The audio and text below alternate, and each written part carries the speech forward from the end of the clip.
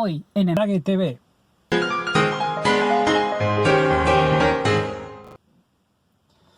Buenos días y bienvenidos a otro episodio de Interacción Humano-Computadora. Hoy vamos a trabajar con dos conceptos fundamentales de la interacción humano-computadora. Por el año 99, Donald Norman, una de las personas más importantes dentro del área, introdujo dos conceptos, dos principios que él creía que eran fundamentales para una buena interacción humano-computadora. Y al día de hoy se siguen utilizando. Estos son los principios de visibilidad y abordabilidad. ¿A qué se refería Norman o a qué se refiere Norman con visibilidad? Norman lo que dice es que todos los objetos con los cuales yo puedo interactuar en una interfaz tienen que ser visibles. Yo a la vista tengo que ver las cosas con las cuales yo voy a poder hacer cosas. Eso es visibilidad, quizás el más sencillo de los dos. Abordabilidad lo que dice es que esos objetos con los cuales yo puedo interactuar, que yo los veo porque son visibles, los objetos me tienen que decir a mí, a través de su presentación, qué es lo que hacen y cómo funcionan. Esa es la abordabilidad. Y lo que vamos a hacer hoy es trabajar con esos dos conceptos. Y los vamos a empezar trabajando en un sistema que es muy conocido para muchos y que usamos muchas veces. El auto. Vamos a evaluar, vamos a analizar la interfaz del auto desde el punto de vista de estos principios de Norman, la visibilidad y la abordabilidad. Y para eso tenemos que hacer un cambio de cámara. Seguimos en el auto, yo estoy de este lado. Bien, el auto es un sistema, ¿sí? Es un sistema y todo lo que hace funcionar a este sistema, simplificando mucho las cosas, podríamos pensar que es lo que está en el motor, atrás de todo esto. Y es algo que yo no entiendo cómo funciona. Esto que yo veo acá es la interfaz. Es lo que el sistema me muestra a mí, el usuario común, para poder usar el sistema. Así que vamos a analizar esta interfaz. Por lo general, o en particular este auto, su interfaz podemos dividirla en tres partes. Podemos pensar la parte de la izquierda, la parte del centro y la parte de la derecha. A fines de esta clase nos vamos a olvidar de la parte de la derecha y nos quedamos con centro y con izquierda. Veamos qué pasa acá a la derecha. Primero, desde el punto de vista de visibilidad, la visibilidad es buena, por lo que usando el concepto, el principio que planteó Norman. Todas las cosas con las cuales yo puedo interactuar son visibles. Yo puedo ver un montón de cositas acá y con esas cosas yo puedo interactuar. Ahora vamos a ver cómo interactuamos. Por ejemplo, empecemos por la parte de más arriba. Yo acá tengo ventilaciones, ¿sí? Y puedo observar que estas ventilaciones tienen unas salientes que las puedo mover si las toco con el dedo. De este lado también. Y para cada una de estas ventilaciones por debajo tengo otro objeto, ¿sí? Esos objetos son los que cierran o abren la ventilación. Y fíjense cómo intuitivamente yo puedo entender que este objeto afecta a este objeto y este objeto afecta a este objeto. ¿Por qué lo puedo hacer? Porque está uno al lado del otro.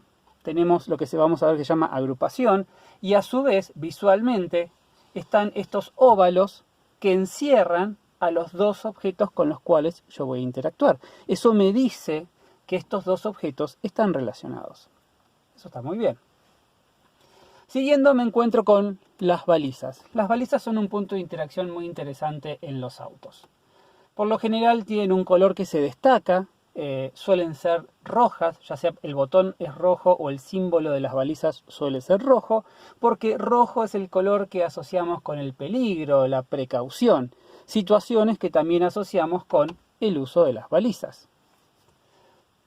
Y fíjense, hablemos un poco de la posición del botón de las balizas. Por lo general, hay dos variantes en términos de la posición. El botón de las balizas suele aparecer en el centro del tablero central o suele aparecer ubicado atrás del volante.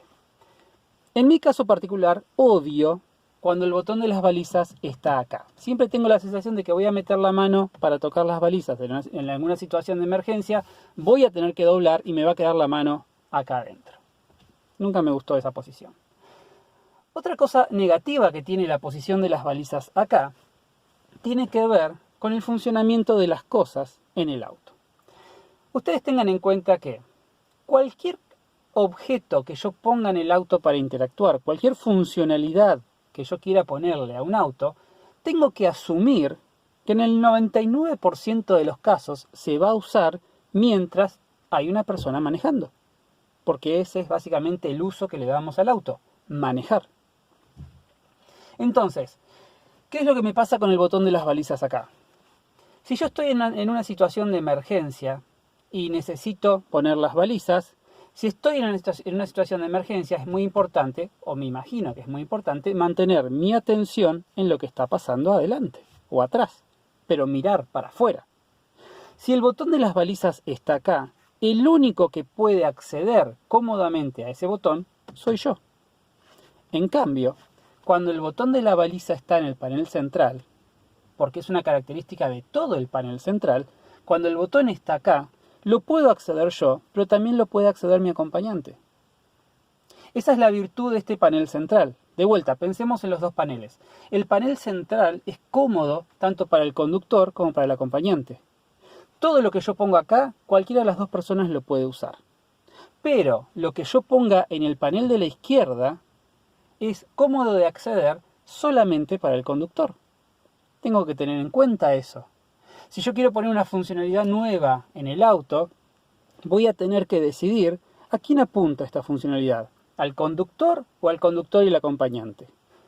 La luz de giro. La luz de giro es una responsabilidad propia del conductor. Tiene poco sentido que sea el acompañante el que ponga la luz de giro. Está bien que esté de este lado. La radio, el uso de la calefacción. Por ahí son aspectos que se pueden compartir responsabilidad, tanto entre el conductor como el acompañante. Y eso es lo que a mí me gusta de esta posición de las balizas. Ante una situación de emergencia, el conductor se puede hacer responsable de la situación, puede enfocar su atención en lo que está pasando afuera, manejar, maniobrar, reaccionar, mientras que el acompañante puede poner las balizas. Eso sobre las balizas. Después tengo lo que es la radio. De vuelta, en este auto en particular, puedo ver visualmente que todo esto comparte características visuales.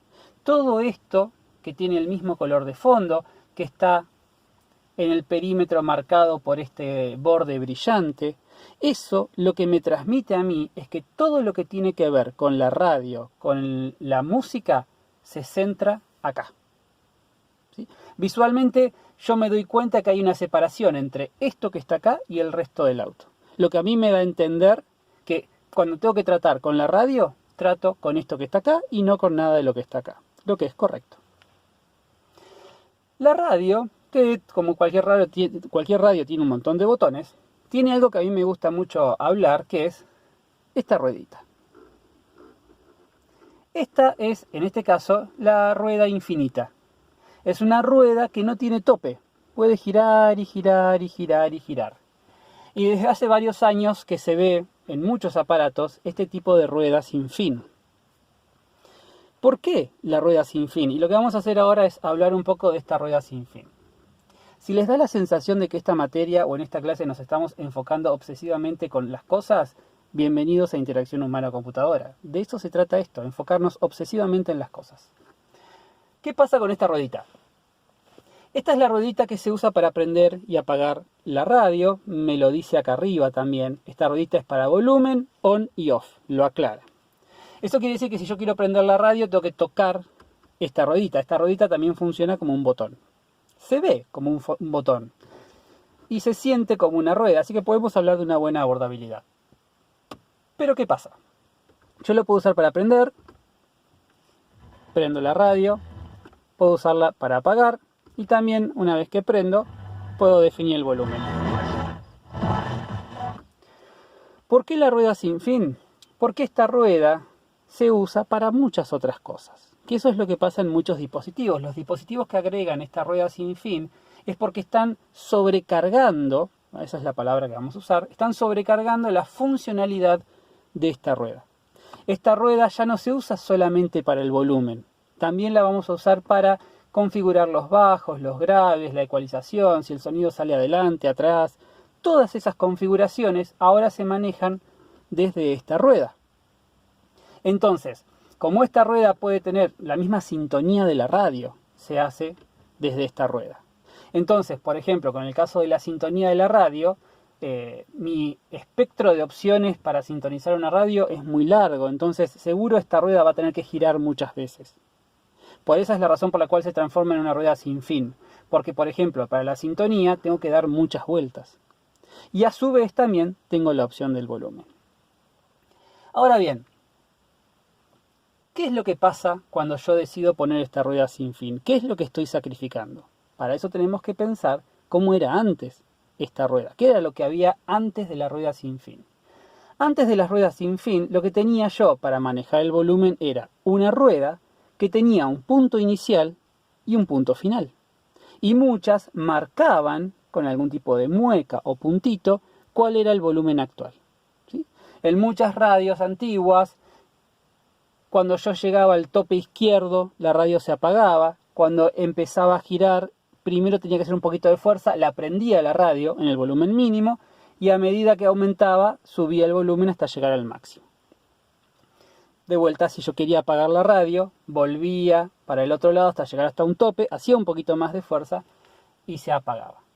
Obviamente esa rueda con inicio y con fin no me serviría hoy en día para sintonizar la radio. Pero ¿qué era lo que tenía bueno esa rueda? Con esa rueda, no esta sin fin, la que tenía inicio y fin, yo podía saber cuál era el volumen actual. Si yo les pregunto ahora en qué volumen está seteada esta radio, ustedes no me lo pueden contestar. No tengo esa parte de la abordabilidad. ¿Sí? Y vamos a hacer un pequeño experimento. Voy a prender la radio. Voy a poner el volumen en 1. ¿Sí? Y ahora la voy a apagar. De nuevo, si yo me subo al auto por primera vez, después de que lo usó mi esposa, por ejemplo, yo no tengo forma de saber en qué volumen dejó la radio. ¿Qué pasa si yo la prendo ahora? Si yo la prendo y muevo el volumen, pasé a 2. Quiere decir que efectivamente el volumen quedó tal cual como lo había dejado antes. Vamos a volver a pasarlo. Ahora lo que vamos a hacer es subir. Vamos a ponerlo en 6. Y voy a apagar. De nuevo, yo no sé cuál es el estado actual de la radio. Lo voy a prender. Si muevo, paso a 7, voy a apagar. Ese paso a 7 quiere decir que recordó el volumen que estaba en 6. Y ahora viene la situación graciosa. ¿Qué pasa si yo dejo la radio en un volumen muy alto? La próxima persona que se siente y prenda la radio se va a asustar. Vamos a probar a hacer eso. Voy a hacer mucho ruido. Voy a intentar subirlo a un volumen muy alto.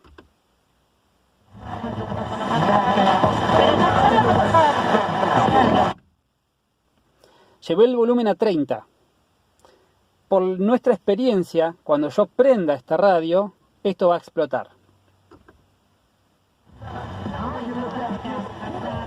No está explotando. Es más, si yo muevo el volumen quedó en 7. ¿Qué fue lo que pasó?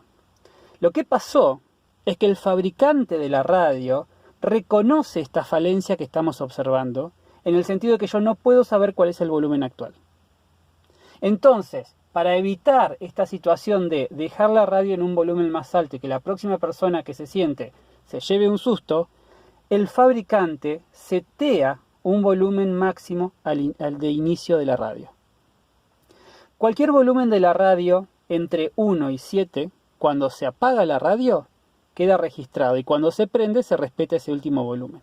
Pero, si yo me paso de 7 y dejo el volumen en 35, cuando apago y vuelvo a prender, el volumen arranca en 7. Ese comportamiento de la radio es una respuesta a esta falta de abordabilidad en cuanto a cuál es el estado actual de la radio. Y eso es muy interesante de ver cómo pasa en muchos dispositivos. Cómo se cambian comportamientos de los dispositivos a partir de fallas o falta de abordabilidad de ellos. Bien, esa es la radio que tiene un montón de otros botones. Seguimos. Yo acá lo que tengo son 3 círculos y estos circulitos de acá que me dan la sensación de que son botones y que efectivamente son botones. Y a su vez lo que tengo acá en este auto son los controles de la velocidad del ventilador, control de temperatura y por dónde sale el aire y si pongo los desempañadores. Veamos un poquito más esto en detalle. Son 3 círculos con información en los perímetros. Cada uno de estos círculos tiene esto en el centro, que es un objeto que yo puedo agarrar, ¿sí? Que me marca, tiene la forma, tiene una pequeña forma de triángulo que me indica una posición y a su vez hay un énfasis de esa posición con una rayita blanca, que esto de noche también se ilumina. Esto a mí me da la idea de que lo puedo mover y efectivamente lo puedo mover de esta manera, todos por igual, ¿sí? Fíjense que estos dos primeros visualmente tengo un inicio y un fin. Esto tiene un punto de inicio, tiene un punto de fin. Lo mismo pasa con el control de la temperatura, ¿sí?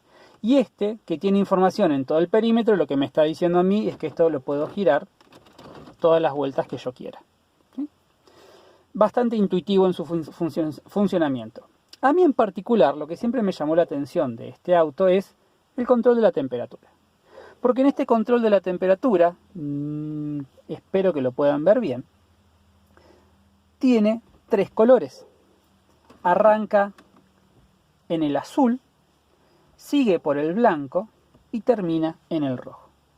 Sin duda, el rojo es calor.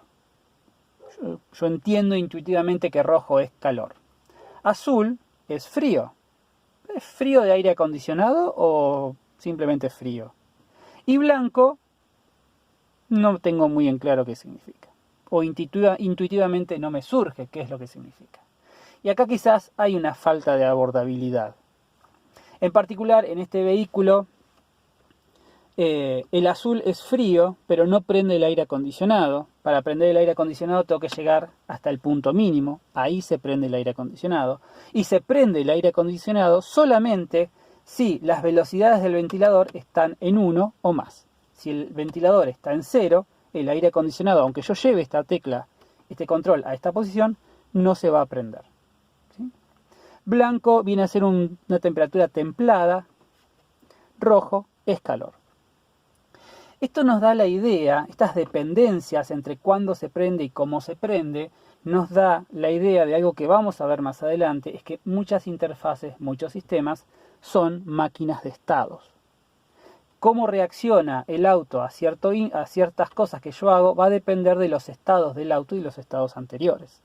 Por ejemplo, el auto en este momento no tiene la llave puesta, no está en contacto. Y el aire acondicionado no funciona, pero las balizas sí. Eso quiere decir que hay ciertas funciones del auto que para saber si funcionan o no, se fijan cuál es el estado del auto.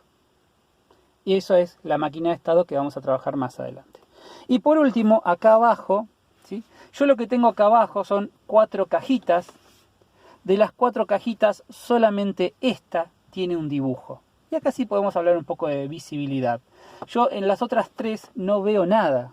Entonces sería correcto de que las otras 3 no hagan nada. Y pasa así, esto no hace nada. La única que hace algo es la que yo veo que tiene algo, que es el desempañador del vidrio de atrás. Así es un poco el análisis que uno puede hacer de una interfaz de un auto. Y lo que es interesante es compararla con otro auto. Así que lo que vamos a hacer ahora es irnos a otro auto. Y ahora sí, estamos en otro auto. Y esto está bueno para comparar interfaces. Y es algo que vamos a hacer muy seguido con las interfaces de los sistemas que nosotros analicemos durante la materia, en particular en sistemas de software.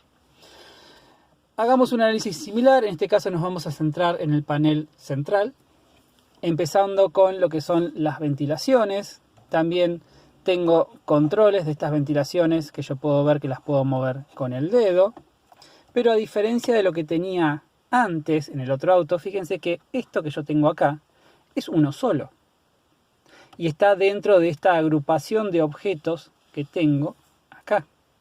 ¿Qué es lo que me dice a mí eso? Que esto está controlando las dos. Que esto lo que hace es abrir o cerrar el paso del aire para las dos ventilaciones. De vuelta tengo un botón de balizas. En este caso el botón tiene un recuadro rojo. De vuelta aparece el color rojo. Y está en el panel central, por lo que es fácil acceso para el acompañante y para el conductor. Otra vez nos encontramos con círculos que son para el control de temperatura, la ventilación y por dónde sale el aire, igual que teníamos en el otro auto, ¿sí? Acá otra vez aparece el uso del azul y el rojo y el color blanco como punto intermedio, pero fíjense que acá lo que tengo de azul y lo que tengo de rojo es menos y tengo más presencia de blanco. Control de la velocidad del ventilador y las posiciones por donde sale el aire. Ahora bien, este diseño, este auto en particular, tiene un problema de abordabilidad. Y el problema de abordabilidad es ¿cómo pongo el aire acondicionado? Este auto tiene aire acondicionado, pero me costó mucho descubrir cómo era. Si yo pongo este control de temperatura al mínimo, no se prende el aire acondicionado. Si yo lo aprieto, no se prende el aire acondicionado. Es más, no pasa nada. Esto yo puedo ver que lo puedo agarrar y lo puedo girar. Lo mismo con esto y lo mismo con esto. Pero no termino de resolver o no termino de ver en forma intuitiva cómo se prende el aire acondicionado. La respuesta, en caso de que no conozcan este modelo de auto, es que el aire acondicionado se prende agarrando esto y tirando para afuera. En la vida de Dios me iba a dar cuenta de eso. Porque no estamos acostumbrados a lo opuesto a un botón, que es básicamente esto.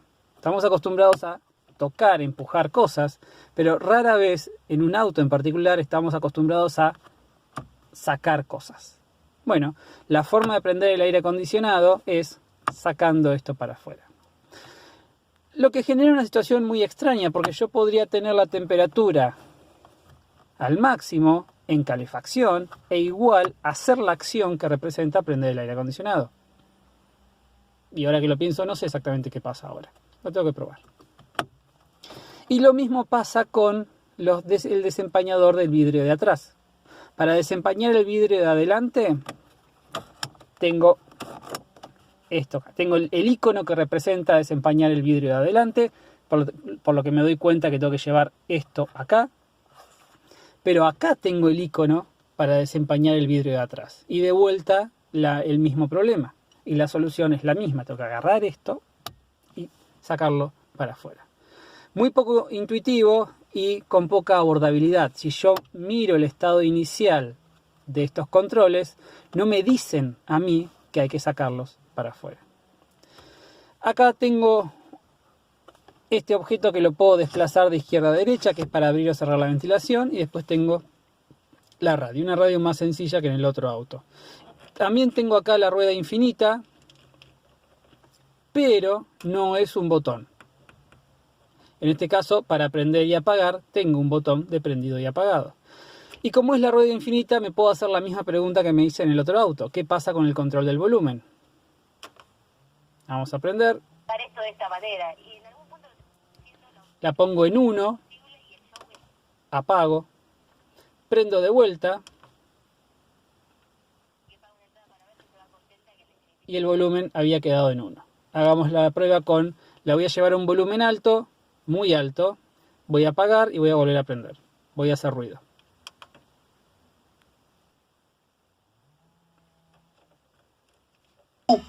La cara de una cartuchera, de bocacha, de... Lo llevé hasta 32. Si yo ahora prendo la radio,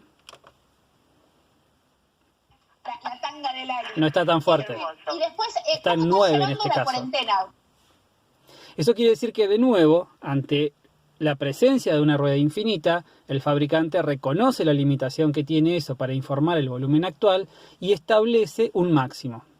En el otro auto era 7, en este auto es 9. Cualquier volumen que quede la radio cuando se apaga por arriba de 9, cuando se vuelve a prender, arranca en 9.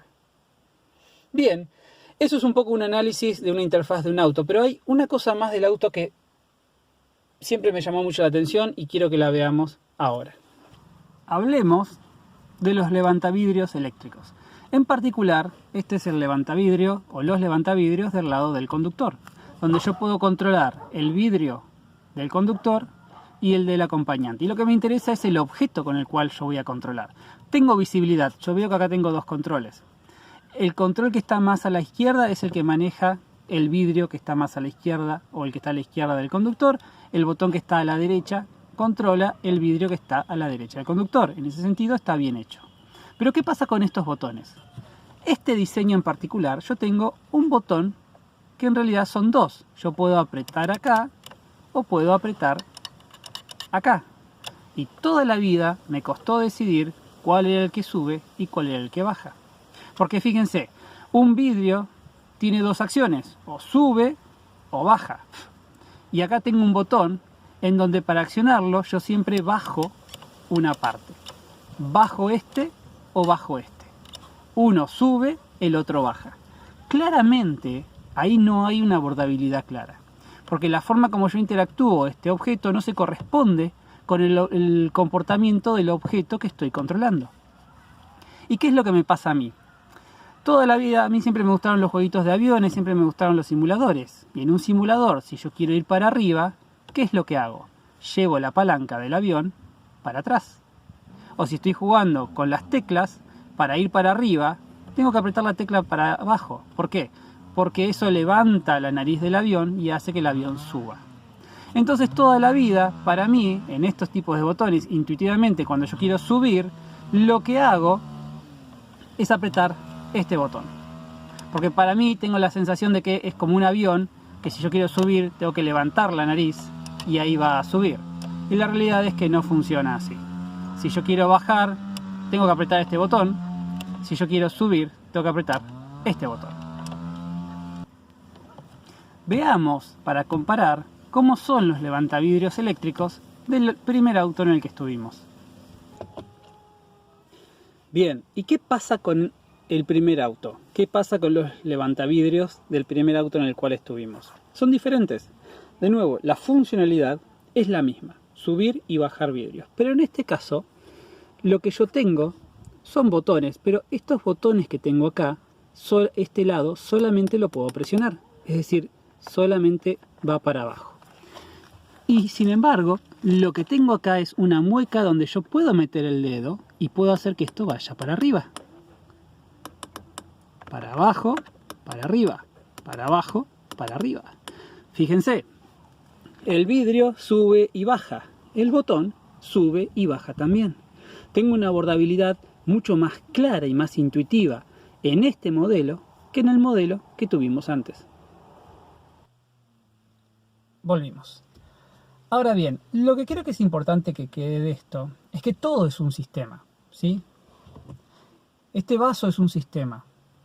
La forma del vaso, la textura del vaso, la ubicación del agujero de la bombilla, el tipo de bombilla que estoy usando, todo lo puedo considerar la interfaz de este sistema que me permite a mí lograr lo que yo quiero hacer con este sistema, que es tomar agua.